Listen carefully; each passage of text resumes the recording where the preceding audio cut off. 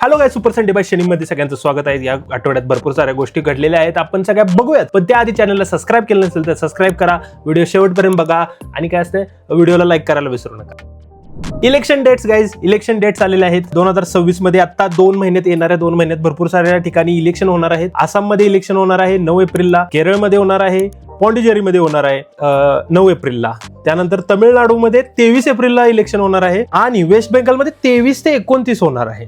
7 दिवसात आहे बहुत। तर हे इलेक्शनच्या डेट्स आहेत। आता नेक्स्ट मंथ मध्ये आपल्याला भरपूर सारे दौरे बघायला मिळणार आहेत। हॅशटॅग नुसता दौरा। इराण इस्रायल US वॉर मुळे पेट्रोल आणि गॅसची टंचाई जाणवत आहे। एकदमच मी क्लासिक न्यूज सांगितली, टंचाई। पेट्रोल बघताय तुम्ही बाहेर की पेट्रोलला किती लाईन लागलेली आहे। लोक पातेली, डमरू, कॅन, सिंटॅक्सच्या टाक्या वगैरे घेऊन येत आहेत पेट्रोल भरण्यासाठी। पण गव्हर्नमेंट ऑफ इंडियाची ऑफिशियल स्टेटमेंट जर बघितली, मी तुम्हाला लिंक वाटल्यास देतो। तर यांनी काय म्हणले बघा, India's energy supply fully secure, government call out deliberated misinformation campaign. हे काय म्हणतायत की असंही कुठल्याही प्रकारची शॉर्टेज नाहीये, असं पॅनिक बाईंग करू नका, कुठेही अफवा पसरल्यावर त्याच्यावर विश्वास ठेवू नका। पण आपल्या जनतेला विश्वासच नाही, आपल्या जनतेला गव्हर्नमेंटवर विश्वासच नाही। आता इथे गव्हर्नमेंट म्हणजे कोण म्हणतोय मी, कुठली पार्टी, कुठली विचारधारा नाही म्हणत।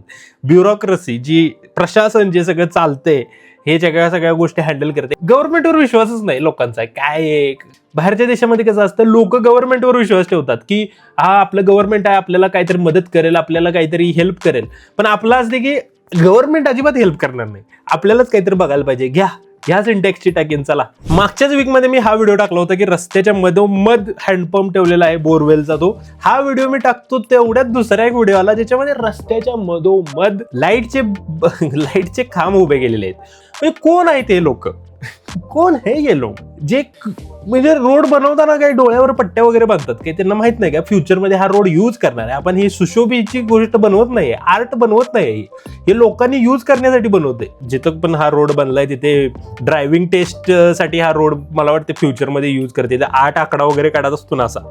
ओके, अजून एक हॅरासमेंट। आपण आता मागच्या आठवड्यातच फक्त हॅरासमेंट मिस केली, नाहीतर दर आठवड्यात हॅरासमेंटच्या कुठून ना कुठून जर फॉरेनर येतात त्यांच्याबरोबर हॅरासमेंट केली जाते आणि अशी न्यूज येतात, असे व्हिडिओ व्हायरल होतात आणि परत लोक, बाहेरच्या देशातले लोक आपल्याला शिव्या घालतात की Indians don't have civic sense.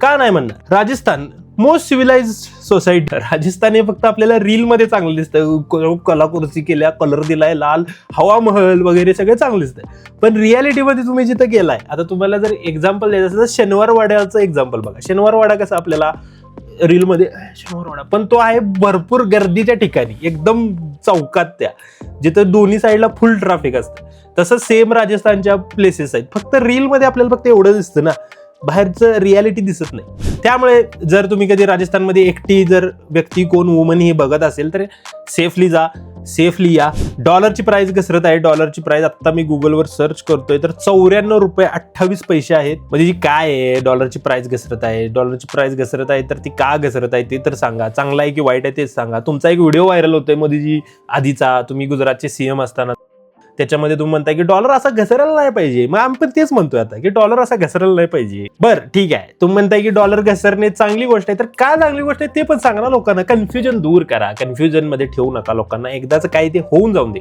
आपले मीडिया चॅनल पण असले काही गोष्टी कव्हर करत नाहीत। मीडिया चॅनल काय करते तर ट्रम्पचा लॉंग फॉर्म काय आहे ते सांगते। जर UPSC मध्ये कुणाला विचारलं की ट्रम्पचा लॉंग फॉर्म काय आहे, आता विचारतीलच ना, त्यांना डॉलर डिप्रिसिएशन असले फॅन्सी वर्डचे क्वेश्चन विचारणार नाहीत। हे ट्रम्पचं लॉंग फॉर्म काय वगैरे जर कोणी विचारलं तर मुलांना माहित पाहिजे ना ट्रम्पचा लॉंग फॉर्म काय। तर हा आहे ट्रम्पचा लॉंग फॉर्म।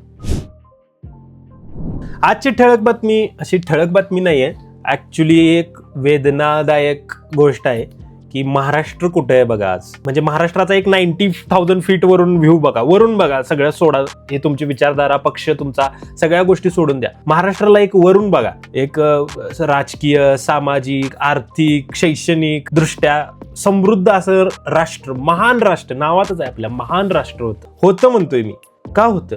कारण इथे शिक्षण होतं, आपल्याकडे किती युनिव्हर्सिटी आहेत बघा, टॉप नॉच युनिव्हर्सिटी होते आपल्याकडे, आपला शैक्षणिक वारसा, आपला औद्योगिक वारसा, खूप महान राष्ट्र, म्हणजे अभिमान वाटावा। म्हणजे आपलं तर नशीब आहे आपण या राज्यात जन्माला आलो। जिथं हे सगळं ऑलरेडी सेटअप करून ठेवलं होतं आपल्याला. आपण फक्त त्याच्यात यायचं होतं आणि पार्टिसिपेट करायचं होतं. म्हणजे आपल्याला एक मस्तपैकी नाव दिली होती, ती फक्त नाव तयार करायची नव्हती, आपल्याला नाव तयार होती, ती फक्त आपल्याला हकायची होती पुढे जायसाठी, एक प्रवास करायचा होता. आता ते नावच पूर्ण उद्ध्वस्त झालेले आहे असं मला वाटतं. तुम्ही एक ऑब्झर्व करा की महाराष्ट्रात काय सुरू आहे. इतका क्राईम रेट वाढलाय. क्राईम रेट जो रजिस्टर आहे त्यात 6 लाख केसेस वगैरे आहेत. तिथे 2023चा डेटा बघा, 6 लाख केसेस आहेत. रेप असतील, मुली गायब होत आहेत, मर्डर असतील, खंडणी असतील.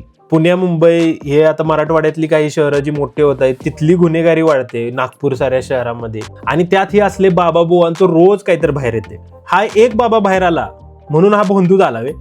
म्हणजे जे आता ऑलरेडी हे असलं सगळं करतात भरपूर सारे, मी तर म्हणतोय 50 जण तर असतील आता महाराष्ट्रात. प्रत्येक जिल्ह्यात एक दोन जरी धरला असले भोंदू असणार आहेत, फिक्स असणार आहेत. पण आता ते बाहेर येत नाही ना, त्यामुळे ते आपल्याला पचत नाहीये की अरे हा भोंदू आहे का की नाही. एखाद्या ट्रस्टला आपण जेव्हा पैसे देतो तर त्या पैशाचं काय होतंय पुढं हे तुम्हाला माहिती आहे ना, मला माहिती आहे ना, त्यांना माहिती, कुणालाच माहित नाही, गव्हर्नमेंटला पण माहित नाही. का काय झाले एवढे अधिपतन का झाले महाराष्ट्राचं. तुकाराम महाराजांचं एक वाक्य आहे, सत्य असत्याशी मन केले ग्वाही, मानिले नाही बहुमता. जोपर्यंत सत्य असत्याशी पारखून बघत नाही तोपर्यंत कोण जग काहीतरी वरडून सांगू दे, मानू नका. आणि रोज कुठल्या तरी एक मंत्र्याचा स्कॅन्डल बाहेर येतो, कुठल्याही पक्षाचा असू देतो. आणि आम्ही दिलेल्या पैशातूनच ही जी घरं बांधलेली आहे त्यांची सगळं खाणं पिणं लाईट हे सगळं जातं इथं. आणि आमच्यासाठी काय करता येते, काहीच नाही. आता मला सांगा, एक एक मंत्री आहे तिथे, अन्न पुरवठा मंत्री, खेल मंत्री, औषध मंत्री, आरोग्य मंत्री, काय करता येते. प्रचंड वाईट परिस्थिती सुरू आहे महाराष्ट्राची. ओके, ऍडव्हान्स गोष्टी काय सुरू आहेत, रोबोटिक्स सुरू आहे जगामध्ये, AI सुरू आहे, AI मध्ये इतकी क्रांती सुरू आहे जगामध्ये, रोज काहीतरी नवीन येते. रोबोटिक्स सुरू आहे, हेल्थ मध्ये इतकं इनोव्हेशन सुरू आहे की कॅन्सर ट्रीटमेंट असेल, एड्स वर गोष्टी असतील, व्हॅक्सिन वर गोष्टी असतील. काय करतोय आपण, कुठल्याही कॉर्पोरेटमध्ये बघा किंवा कुठल्याही ठिकाणी रिस्क मॅनेजमेंट असते गोष्ट की भविष्यात आता उन्हाळा सुरू आहे, उन्हाळ्यात आपल्याकडे मे महिन्यात पाण्याचा तुटवडा होतो, तर तुम्ही 2 महिने आधी प्लॅनिंग करा ना. आता पावसाळा येणार आहे 1-4 महिन्यांनी, तर पावसाळ्यात सगळे मुंबईच्या गटरी सगळ्या भरणार आहेत, तर तुम्ही आधी 4 महिने प्लॅनिंग करा ना, की तुम्ही पाऊस पडल्यावर प्लॅनिंग करा. अरे हे खोदायचं जर राहिलं वाटतं, अरे इथं उन्हाळ्यात पाणी भेटत नाही का, ओके आता आम्ही बोर मारतोय तर पाणी पुढच्या वर्षी येईल. भयानक डिसअपॉइंटेड. बट आपल्याला गर्व आहे आपण महाराष्ट्रीय असल्याचा. थांबूया आपण इथं. चॅनलला सबस्क्राईब करा, व्हिडिओला लाईक करा.